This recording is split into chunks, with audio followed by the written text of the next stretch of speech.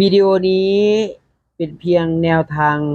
เท่านั้นไม่สนับสนุนให้เล่นการพนันใดๆการพนันมีความเสี่ยง100%โปรดใช้วิจารณญาณในการรับชมขอบคุณครับสวัสดีนะครับสวัสดีFCแฟนช่องน้องแสงชาแนลนะครับมาเจอกันอีกครั้งหนึ่งนะครับมื้อนี้ให้บ่แจ้งปานใดเด้อพี่น้องเด้อสะดึมสะดือจักหน่อยหนึ่งเพราะว่า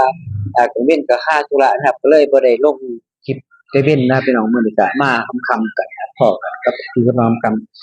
เปิดหลายดวงก็บ่ได้ไปพี่น้องนะครับเพราะว่ามันนั่นแมงเมาหลายช่วงนี้นะครับคล้ายๆกับว่าฝนเจ้าตกอิหยังแมงเมามันก็สิหลายประมาณนี้เนาะเนี่ยครับก็สำหรับมื้อนี้ก็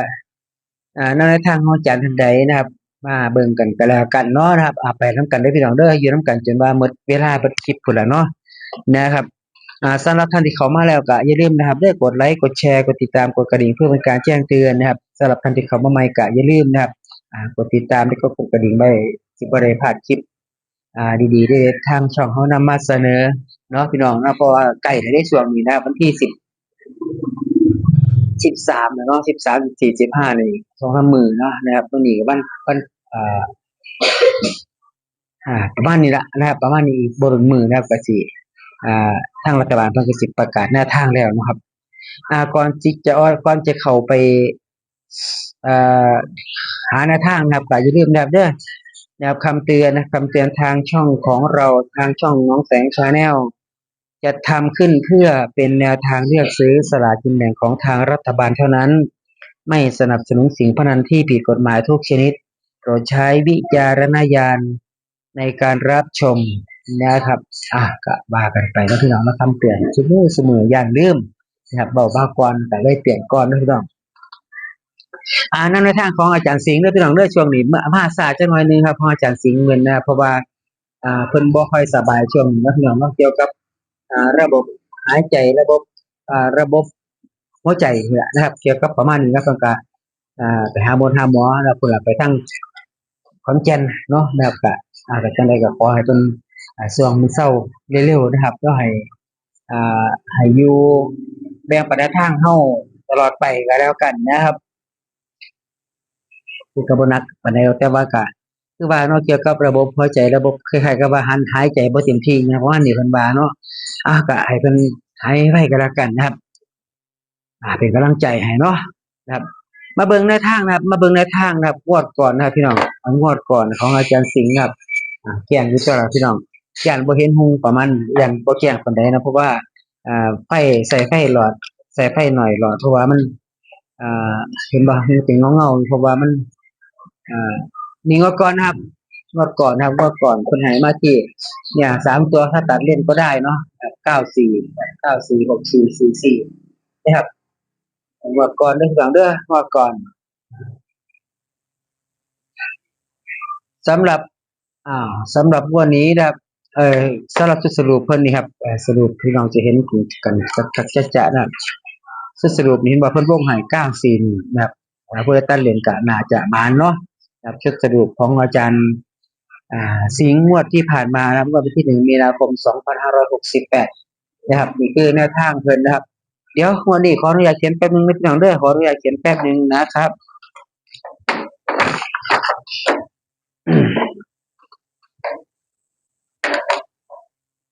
16มีนาคม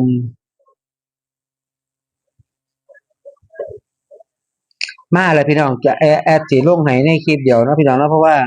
อ่าทั้งชุดบนฟ้าแล้วก็ชุด2 ตัวลงล่างเนาะพี่น้องเนาะลงล่างก่อนนะวะนะครับ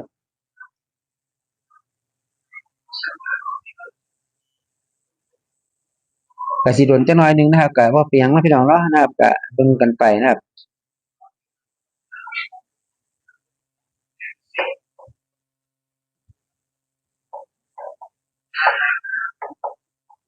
ทางช่องเฮาก็ขอบคุณนะครับทางอาจารย์เพิ่นหลายๆก็แล้วกันนะครับเพราะเพิ่นสินไปเนาะบัดเนาะอ๋อโอ้เกือบมองไม่เห็นนะครับ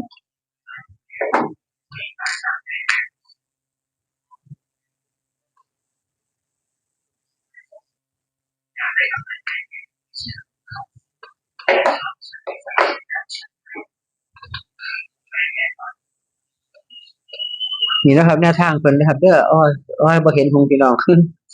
ไม่เห็นเท่าไหร่หรอกว่าเพียงพี่น้องเราบ่เห็นแต่แอปก็คิดอยู่ดอกแอปก็สิขออนุญาตเขียนอีกเนาะพี่น้องเนาะนะครับมันไฟบ่แจ้งนะครับเพราะว่ามื้อนี้เปิดไฟแห้งก็บ่ได้เพราะว่าแมงเมาหลายพี่น้องแมงเมาฝนตกเช้าประมาณนี้นะพี่น้องแมงเมาก็ส่งหลายๆว่าใดว่าหนึ่งนะครับ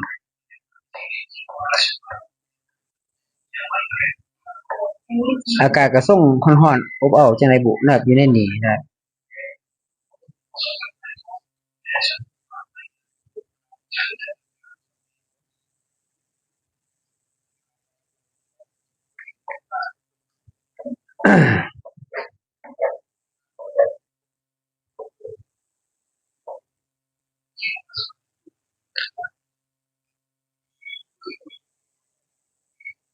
อืมเรียบร้อยนะครับเรียบร้อยเด้อพี่น้องเด้อ สำหรับของอาจารย์สิงห์ครับงวดนี้งวดวันที่16มีนาคม2568นะครับทั้งบนทั้งล่างได้พี่น้องแล้ว2ตัวบนฟ้า2ตัวลงล่างนะพี่น้องแล้วให้มาพร้อมกันเลยสำหรับคลิปนี้เนาะแต่เพราะว่ามันก็จอมอห้อมแล้วนะครับแอดก็สิขออนุญาตลงเทื่อเดียวนะครับจังได๋ก็เป็นกำลังใจให้อาจารย์เพิ่นเด้อนะครับให้อ่าหายไวๆก็แล้วกันเนาะเป็นอิหยังก็ได้เนาะนะครับก็วิ่งบนนะครับวิ่งบนฟ้านะครับให้มาที่อ่า7กับ2นะครับเด่นไปที่2นะครับ มาครบบน2ตัวบนมาครบ6712นะครับ6712มาครบบนนะครับจับชุดได้ที่เกต2นะครับ6212นะครับแล้วก็3ตัวให้มาที่672 71172นะครับแคปหน้าจอไว้ได้พี่น้องเด้อแคปหน้าจอไว้ชุดบนนะครับต่อไปนะครับต่อไปจะเป็นชุดล่างนะครับเป็นตัวเดียวกันได้พี่น้องเหมือนนี่นะครับกับแปลกอยู่ดินะครับวิ่งล่าง7กับ2นะครับเน้นไปที่7มาครบล่างก็คือ1267นะครับ172767167121นะครับนี่คือเพิ่นจับจุดให้มาเนาะต้นวงกลมใจพี่น้องนะครับดูแล้วก็แคปหน้าจอไว้ได้พี่น้องเด้อนะครับเพราะว่ามันจะบ่ได้ลืมบ่ได้จะหลงจะบ่ได้หลงไปลืมนะครับเนี่ยเพิ่นวงกลมให้ที่72นะครับข้างบนเด้อพี่น้องเด้อนะครับข้างล่างก็173ตัวก็วงให้ที่172นะครับวิ่งล่างวงกลมไปที่7นะครับ7กับ2นะครับมาครบล่างก็คือ1267ว่าพี่น้องบ่มักที่เพิ่นจัดให้นี่ก็เฮาจับเอาใหม่ก็ได้เด้อพี่น้องเด้อจับเอาใหม่ในนี้แหละบนคือกันพี่น้องเลขตัวเดียวกันครับสำหรับงวดนี้นะครับคนละสูตรแต่ว่ามาตัวเดียวกันเนาะระหว่างบนกับล่างสักว่าเป็นแนวทางเท่านั้นเนาะครับเป็นแนวทางให้พี่น้องได้เลือกซื้อเลือกหาหรือเบิ่งเลือกชมสลากกินแบ่งของทางรัฐบาลนะครับทางช่องเฮาบ่ได้สนับสนุนสิ่งพนันทุกชนิดที่ผิดกฎหมายนะครับใส่วิจารณญาณในการรับชมด้วยครับเด้อเนี่ย1617 2627 67แล้วก็21นะครับเนี่ยเพิ่นก็จัดนี่พี่น้องเนาะจัดไปนี่นะครับแต่ว่าเพิ่นเด่นไปที่งวดนี้นะครับคือเด่นสุดๆก็คือ72แล้วก็27นะครับใครอยู่ซื้อใบเดียวก็มีโอกาสนะพี่น้องมีโอกาสลุ้นทั้งบนทั้งล่าง แต่ว่าซื้อตัวกลับไปกับมาด้วยพี่น้อง72กับ27เนาะครับ3ตัวให้ที่127นะครับ2ตัวให้ที่27นะครับหมายถึงว่า2ตัวลงล่างนะพี่น้องเด้อนะครับ2ตัวลงล่าง1716 2726 67แล้วก็21นะครับนี่คือแนวทางของอาจารย์สิงห์วันที่16มีนาคม2568นะมาซาแต่ว่าก็มาพี่น้องนะครับใกล้แล้วเด้นะครับใกล้แล้วเนาะพี่น้องใกล้สิฮอดมื้อก็เลยแอดเพิ่นก็ส่งมาแต่มื้อวานนี่แหละนะครับส่งแอดแต่มื้อวานแต่ว่าแค่ก็คือว่านั่นล่ะนะครับทางเที่ยงที่ก็อ่าบ่ได้เบิ่งโทรทัศน์ช่วงนี้พี่น้องโอ้ยมันร้อนหลายเฮ็ดงานหนักเฮ็ดงานหลายอย่างหลายแนวพี่น้องว่านนี่ก็เชียร์เด็กน้อยนักกีฬาเชียร์ลูกๆหลานๆก็เลยนะครับก็เลยบ่ได้เบิ่งโทรศัพท์นะครับก็เลยเฮาก็สิมาเบิ่งมื้อนี่ล่ะตอนเช้าๆนี่ล่ะแล้วก็นำมาลงให้พี่น้องได้พิจารณากันนะครับแคปหน้าจอไว้แล้วไปพี่น้องแคปหน้าจอไว้แล้วไปเนาะแคปหน้าจอไว้เด้อครับเด้อนะครับแป๊บนึงนะพี่น้องเนาะแป๊บนึงสักก่อนนะครับเพราะว่าให้มันได้ ย่านมันพอผิดกฎ YouTube เพิ่นนะพี่น้องก็เบิ่งโดนแชร์โดนไลค์ก็บ่ดีปานใดนะครับสำหรับแนวทางนะพี่น้องเนาะย้ำอีกเทื่อหนึงเด้อพี่น้องเด้อ